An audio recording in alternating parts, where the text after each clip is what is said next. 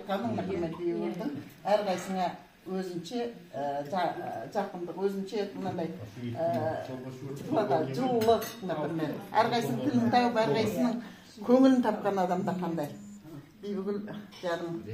Осы мына үй салып жатыр. Үй деген уақыттана бір былтырлары бір ана шетінен барып бәрің ана қыздар бәрің ана бүйтіп 100 грамм ішіп мына үй салып жатырмыз, әлі біткеміз жоқ дегеннен бастап, ой шіркін-ай, осы бітсе екен, осы жарымжан болғанда енді дұрыс жарты адам ғой енді бүйтіп қарасаң.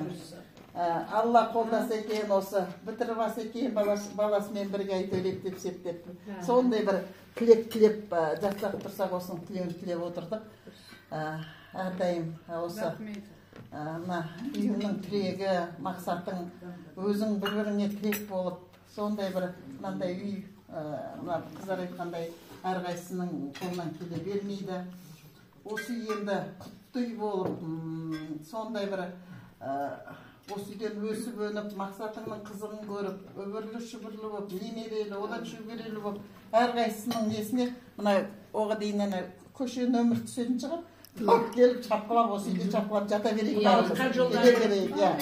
Әр жақсылығына, әр қайсымыздың да